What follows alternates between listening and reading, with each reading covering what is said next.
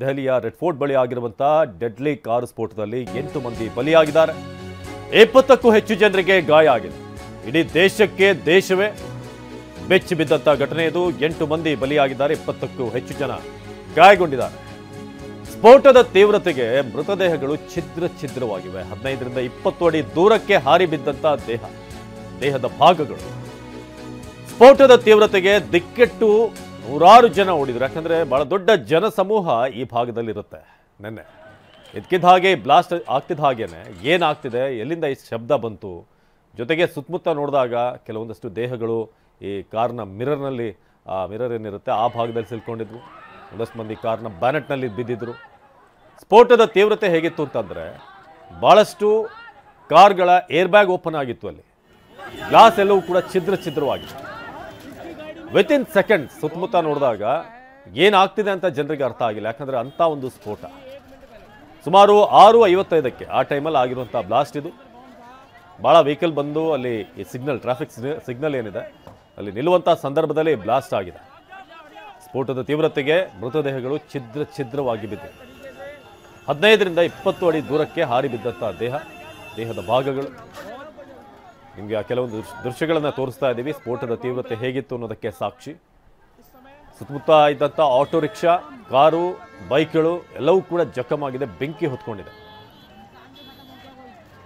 ಇದು ರಾಷ್ಟ್ರ ರಾಜಧಾನಿ ದೆಹಲಿಯಲ್ಲಾಗಿರುವಂತಹ ಘಟನೆ, ಅದು ಕೂಡ ಕೆಂಪು ಕೋಟೆಯ ಹತ್ತಿರವೇ. ಇನ್ನು ದೆಹಲಿಯಲ್ಲಾಗಿರೋದು ಆಕಸ್ಮಿಕವೋ ಅಥವಾ ಆತ್ಮಾಹುತಿ ದಾಳಿನ ಅನ್ನೋದು ಈಗಿರುವಂತಹ ಪ್ರಶ್ನೆ.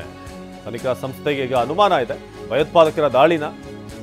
ಕಾರಿನಲ್ಲಿ ಸ್ಫೋಟಕ ಇರಿಸಿ ಬ್ಲಾಸ್ಟ್ ಮಾಡಿರುವಂತಹದ್ರ ಬಗ್ಗೆ ಶಂಕೆ ಇದೆ.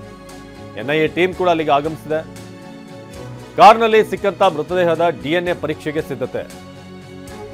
ದಿಲ್ಲಿಯಲ್ಲಿ ನಡೆದಿರುವಂತದ್ದು ಆತ್ಮಾಹುತಿ ದಾಳಿನ ಅಥವಾ ಆಕಸ್ಮಿಕವಾದ ಭಯೋತ್ಪಾದಕ ದಾಳಿಯಾದ ಬಗ್ಗೆ ತನಿಖಾ ಸಂಸ್ಥೆ ಅನುಮಾನ ವ್ಯಕ್ತಪಡಿಸ್ತಾ ಇದೆ. ಇದು ಕಾರಿನ ಸಂಬಂಧಪಟ್ಟಂತ ವ್ಯಕ್ತಿ ಒಂದ್ ಕಡೆ ನೋಡ್ತಾ ಇದ್ದೀರಾ. ಜೊತೆಗೆ ಆ ಕಾರ್ನ ಆರಿಸಿ ಎಲ್ಲವೂ ಕೂಡ ಸಿಕ್ಕಿದೆ. ಈಗ ಯಾರಿಗೆ ಸೇರಿದ್ದು, ಯಾರಿಂದ ಯಾರು ಪಡೆದ್ರು. ಜೊತೆಗೆ ಒಂದು ಮಾಹಿತಿ ಪ್ರಕಾರ ಆಲ್ಮೋಸ್ಟ್ ಇದು ಒಂದು 3:30 ಅಷ್ಟೊತ್ತಿಗೆನೆ ಈ ಒಂದು ಏರಿಯಾಕ್ಕೆ ಕಾರ್ ಬಂದಿತ್ತು ಅನ್ನೋದ್ರ ಬಗ್ಗೆ ಕೂಡ ಒಂದಷ್ಟು ಇನ್ಫಾರ್ಮೇಷನ್ ಇದೆ. ಹಾಗಾಗಿ ಪ್ಲಾನ್ ಮಾಡಿ ಸ್ವಲ್ಪ ಜನ ಸೇರುವಂಥ ಸಂದರ್ಭದಲ್ಲಿ ಏನಾದರೂ ಬ್ಲಾಸ್ಟ್ ಮಾಡಲಾಯ್ತಾ? ಯಾಕಂದರೆ ಸಂಜೆ ಅಂತಂದರೆ 6:55 ಅಂತಂದರೆ ಈ ಭಾಗದಲ್ಲಿ ಕೆಂಪುಕೋಟೆ ಸುತ್ತಮುತ್ತ ಜನ ಇರ್ತಾರೆ. ಸೊ ಆ ಸಂದರ್ಭವನ್ನೇ ನೋಡಿಕೊಂಡು ಏನಾದರೂ ಬ್ಲಾಸ್ಟ್ ಮಾಡಿದ್ರ ಅಥವಾ ಆಕಸ್ಮಿಕವಾಗಿ ಬ್ಲಾಸ್ಟ್ ಆಯ್ತಾ ಅಂತ ಅನೇಕ ಪ್ರಶ್ನೆಗಳಿವೆ. ಅದು ಕೂಡ ಸ್ಫೋಟ ಆಗಿರುವಂಥ ಪ್ರದೇಶ ಇದೆಯಲ್ಲ, ಜಾಗ ಇದೆಯಲ್ಲ, ಸುತ್ತಮುತ್ತ ಜಾಮಿಯಾ ಮಸೀದಿ ಇರ್ಬೋದು, ಕೆಂಪುಕೋಟೆ ಇರ್ಬೋದು, ಅಲ್ಲೇ ಮೆಟ್ರೋ ಇದೆ. ಇದೆಲ್ಲವನ್ನು ಕೂಡ ಗಮನಿಸಿದಂಥ ಸಂದರ್ಭದಲ್ಲಿ ಭಾಳ ಪ್ಲ್ಯಾನ್ ಮಾಡಿ ಈ ಒಂದು ಜಾಗದಲ್ಲಿ ಸ್ಫೋಟ ಮಾಡಿರಬಹುದಾ ಅನ್ನೋದ್ರ ಬಗ್ಗೆ ಕೂಡ ಈಗ ಪ್ರಶ್ನೆ. ಈ ಮೃತದೇಹ ಏನು ಸಿಕ್ಕಿದೆ ಅದರ DNA ಪರೀಕ್ಷೆಗೂ ಕೂಡ ಸಿದ್ಧತೆ ನಡೀತಾ ಇದೆ. ಇನ್ನು ಸ್ಫೋಟಕ್ಕೂ ಮುನ್ನ ಕಾರಿನ ಎಕ್ಸ್ಕ್ಲೂಸಿವ್ ದೃಶ್ಯ ಲಭ್ಯ ಆಗಿದೆ. ಕಾರ್ನಲ್ಲಿ ಡಾಕ್ಟರ್ ಉಮರ್ ಮೊಹಮ್ಮದ್ ಇದ್ದಂತ ಶಂಕೆ ಇದೆ. ನಿನ್ನೆ ಸಂಜೆ 6:23ಕ್ಕೆ ಪಾಸ್ ಆಗಿರುವಂತ I-20 ಕಾರು. ಸ್ಫೋಟಕ್ಕೂ ಮುನ್ನ ಕಾರಿನ ದೃಶ್ಯ ಲಭ್ಯ ಆಗಿದೆ. ನೀವೀಗ ನೋಡ್ತಾ ಇದ್ದೀರಾ. ಈಗ ಇದೇ I-20 ಕಾರು, ಇದರಲ್ಲೇ ಬ್ಲಾಸ್ಟ್ ಆಗಿರೋದು ಅಂತ ಕೂಡ ಗೊತ್ತಾಗ್ತಾ ಇದೆ. ಸೊ ಹರಿಯಾಣದ ರಿಜಿಸ್ಟ್ರೇಷನ್ ಇರುವಂಥ ಕಾರು ಅಲ್ಲಿ ಪಾಸ್ ಆಗಿರುವಂಥದ್ದು. ಸುಮಾರು ಒಂದು ಬ್ಲಾಸ್ಟ್ಗಿಂತ ಕೆಲವೇ ನಿಮಿಷಗಳ ಹಿಂದೆ ಈ ಕಾರ್ ಪಾಸ್ ಆಗಿರೋದು ಗೊತ್ತಾಗ್ತಾ ಇದೆ.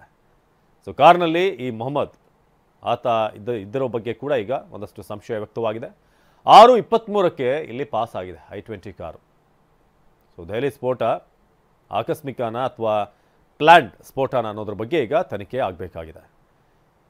ಸೊ ಪದೇ ದೇಶದ ಭದ್ರತೆಯ ಬಗ್ಗೆ ಪ್ರಶ್ನೆಗಳು ಬರುತ್ತೆ. ಅಂದರೆ ದೆಹಲಿಯಲ್ಲೇ ಹಿಂದೆ ಪಾರ್ಲಿಮೆಂಟ್ನಲ್ಲಾದಂಥ ಅಟ್ಯಾಕ್ ಇರ್ಬೋದು, ಈಗ ಕೆಂಪುಕೋಟೆ ಬಳಿ ಆಗಿರುವಂಥ ಬ್ಲಾಸ್ಟ್ ಇರ್ಬೋದು, ಪ್ರತಿಯೊಂದು ಕೂಡ ಎಷ್ಟು ಮಟ್ಟಿಗೆ ದೇಶದೊಳಗಡೆ ಇವರು ನುಸುಳಿ ಏನೇನು ಪ್ಲ್ಯಾನ್ಗಳನ್ನು ಮಾಡ್ತಾ ಇದ್ದಾರೆ. ಜೊತೆಗೆ ದೇಶದಾದ್ಯಂತ ನಿನ್ನೆ ಆದಂಥ ಒಂದಷ್ಟು ರೇಡ್ಗಳು, ಒಬ್ಬ ವೈದ್ಯ ಸಿಕ್ಬಿದ್ದಿರೋದು ಸ್ಫೋಟಕಗಳ ಜೊತೆಗೆ. ಸೊ ಇಂಥ ಒಂದಷ್ಟು ವಿಚಾರಗಳು ನಡೀತಿರ್ಬೇಕಾದ್ರೆ ಈ ಸ್ಫೋಟ ಆಗಿದೆ. ಸ್ಫೋಟಗೊಂಡಂಥ ಕಾರಿನ ಮೂಲವನ್ನ ಈಗ ಕೆದಕಲಾಗ್ತಾ ಇದೆ. ಪುಲ್ವಾಮಾ ಮೂಲದ ತಾರೀಖ್ಗೆ ಸೇರಿದಂಥ I-20, ತಾರೀಖ್ಗೆ ಸೇರಿದಂತೆ HR26C7674 ರಿಜಿಸ್ಟ್ರೇಷನ್ ಇರುವಂಥ I-20 ಕಾರ್ ಡೀಲರ್ನಿಂದ I-20 ಕಾರನ್ನ ತಾರೀಖ್ ಖರೀದಿ ಮಾಡಿದ್ದ. ನಕಲಿ ದಾಖಲೆಗಳನ್ನು ನೀಡಿ ಕಾರನ್ನ ಖರೀದಿ ಮಾಡಿದ್ದ ತಾರೀಖ್ ಅಂತ ಗೊತ್ತಾಗ್ತಾ ಇದೆ. ಸದ್ಯ ತಾರೀಖ್ ವಶಕ್ಕೆ ಪಡೆದು ಪೊಲೀಸರಿಂದ ವಿಚಾರಣೆ ನಡೀತಾ ಇದೆ. ಜಮ್ಮು ಕಾಶ್ಮೀರದ ಫರೀದಾಬಾದ್ನ ನಿವಾಸಿ ತಾರಿಕ್. ಸೊ ಈತನಿಗೆ ಸೇರಿದಂಥ ಕಾರು ಜೊತೆಗೆ ಈತ ಒಂದು ಸೆಕೆಂಡ್ ಹ್ಯಾಂಡ್ಸ್ ಏನು ಶೋರೂಮ್ ಸಿಗುತ್ತೆ ಸೆಕೆಂಡ್ ಹ್ಯಾಂಡ್ ಕಾರ್ಗಳು. ಸೊ ಅಲ್ಲಿ ಈತ ಈ ಕಾರನ್ನ ಖರೀದಿ ಮಾಡಿದ್ದ ಅನ್ನೋದು ಕೂಡ ಗೊತ್ತಾಗ್ತಾ ಇದೆ. ಸ್ಫೋಟಕ್ಕೂ ಮುನ್ನ ಕಾರ್ನ ಎಕ್ಸ್ಕ್ಲೂಸಿವ್ ದೃಶ್ಯ ಕೂಡ ಲಭ್ಯ ಆಗಿದೆ. ಸೊ ಕಾರ್ನಲ್ಲಿ ಡಾಕ್ಟರ್ ಉಮರ್ ಮೊಹಮ್ಮದ್ ಇದ್ದ ಶಂಕೆ ಇದೆ. ಈ ಥರ ಅನೇಕ ಅನುಮಾನಗಳು ಇದರ ಸುತ್ತ ಇದೆ. ಜೊತೆಗೆ ಅಲ್ಲೇ ಆ ಕಾರ್ ಓಡಾಡಿರೋದು, ಅಲ್ಲಿ ತಂದು ಬ್ಲಾಸ್ಟ್ ಆಗುವಂಥ ಸಂದರ್ಭದಲ್ಲಿ ಸುತ್ತಮುತ್ತ ಭಾಳಷ್ಟು ಜನ ಇದ್ದಿದ್ದು, ಜೊತೆಗೆ ಕಾರ್ಗಳು ಕೂಡ ಇದ್ದಿತ್ತು. ಅಂದರೆ ಅಲ್ಲಿ ಟ್ರಾಫಿಕ್ ಇತ್ತು. ನಮ್ಮ ದೆಹಲಿಯ ಪ್ರತಿನಿಧಿ ಮಹೇಶ್ ಈ ಬಗ್ಗೆ ಹೆಚ್ಚಿನ ಮಾಹಿತಿಯನ್ನು ನೀಡ್ತಾರೆ ನೇರ ಸಂಪರ್ಕದಲ್ಲಿ.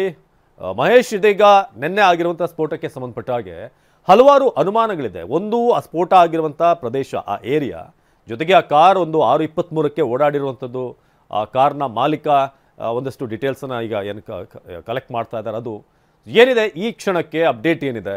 ಇದೊಂದು ಆಕಸ್ಮಿಕನಾ ಅಥವಾ ಏನಾದರೂ ಪ್ರೀಪ್ಲ್ಯಾಂಡ್ ಆಗಿ ಮಾಡಿರುವಂಥ ಬ್ಲಾಸ್ಟ್ ಅಂತ?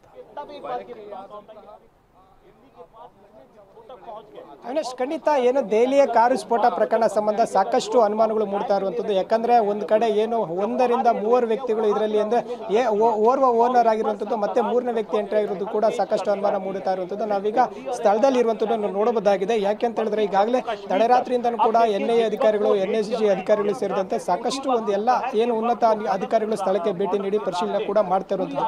ಸದ್ಯ ಈಗ ಪ್ರಾಥಮಿಕವಾಗಿ ಕಾರಿನ ಏನು ಮೂಲ ಹಚ್ಚೋದಕ್ಕೂ ಕೂಡ ಪೊಲೀಸರು ಮುಂದಾಗಿರುವಂಥದ್ದು. ಈಗ ಸದ್ಯ ಏನು ಈಗ ಈ ಒಂದು ಕಾರ್ ಇಲ್ಲಿಂದ ಬಂತು ಅಂತ ನೋಡೋದಾದ್ರೆ ಹರಿಯಾಣದ ಫರೀದಾಬಾದ್ನಿಂದ ಒಂದು ಕಾರನ್ನ ಖರೀದಿಸಲಾಗಿದೆ ಅನ್ನೋದು ಕೂಡ ಏನೋ ಒಂದು ಗೊತ್ತಾಗ್ತಾ ಇರುವಂಥದ್ದು. ಇದು ಉದ್ದೇಶಪೂರ್ವಕವಾಗಿ ನಡೆದಂತ ಕೃತ್ಯ ಅನ್ನೋದು ಕೂಡ ಈಗ ಗೊತ್ತಾಗ್ತಾ ಇದೆ. ಪ್ರಮುಖವಾಗಿ ಈತ ಏನು ಒಂದು ಪುಲ್ವಾಮಾದ ನಂಟಿರುವಂಥದ್ದು, ಅಂದ್ರೆ ತಾರಿಕ್ ಎಂಬುವರಿಗೆ ಸೇರಿದ ಕಾರು ಅನ್ನೋದು ಕೂಡ ಗೊತ್ತಾಗ್ತಾ ಇದೆ. ಆದ್ರೆ ತಾರಿಕ್ಗೆ ಈ ಒಂದು ಕಾರ್ ಸೇರಿದ್ರು ಕೂಡ ಆತನ ಹೆಸರಿಗೆ ಯಾವುದೇ ರೀತಿ ದಾಖಲೆಗಳಾಗಿಲ್ಲ ಅನ್ನೋದು ಕೂಡ ಮತ್ತೊಂದು ಕಡೆ ಒಂದು ಅನುಮಾನ ಕೂಡ ಇರುವಂಥದ್ದು. ಮತ್ತೆ ಈಗ ಇತ್ತೀಚೆಗೆ ಏನು ಒಂದು ದೇಶಾದ್ಯಂತ ಒಂದು ಸ್ಫೋಟಗಳನ್ನ ಏನು ಸ್ಫೋಟ ಮಾಡಬೇಕು ಅನ್ನೋದು ಕೂಡ ಒಂದು ಸಾಕಷ್ಟು ಒಂದು ಸಂಚು ರೂಪಿಸಿತ್ತು.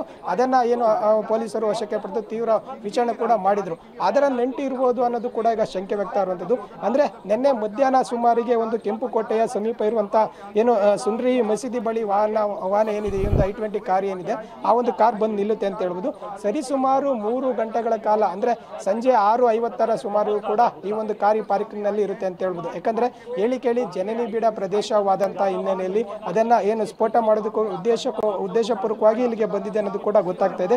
ಮತ್ತೆ ಈಗಾಗಲೇ ಗುಪ್ತಚರ ಇಲಾಖೆ ಏನು ಮೂಲಗಳ ಮಾಹಿತಿ ಪ್ರಕಾರ ಈ ಹುಂಡೈ ಕಾರ್ ಮೂಲತಃ ಏನು ಒಂದು ಅಹಮದ್ ಸಲ್ಮಾನ್ಗೆ ಸೇರೋದು ಆಗಿರುವಂಥದ್ದು. ಅಂದ್ರೆ ಆತನು ಕೂಡ ವಶಕ್ಕೆ ಪಡೆದು ವಿಚಾರಣೆ ಕೂಡ ಮಾಡಿರುವಂಥದ್ದು. ಮತ್ತೆ ಬೇರೆ ಹೆಸರುಗಳು ಕೂಡ ಇದರಲ್ಲಿ ತಗಲಾಕೊಂಡಿವೆ. ಅಂದ್ರೆ ದೇವೇಂದ್ರ ಸೇರಿದಂತೆ ಬೇರೆಗೆ ಕಾರು ಮಾರಾಟ ಆಗಿತ್ತು ಅನ್ನೋದು ಕೂಡ ಗೊತ್ತಾಗ್ತಾ ಇದೆ. ಸದ್ಯ ಈತ ತಾರಿಕ್ ಎಂಬುವನು ಇದರಲ್ಲಿ ಹಾಗೆ ಸಂಪರ್ಕದಲ್ಲಿದೆ ಮಹೇಶ್.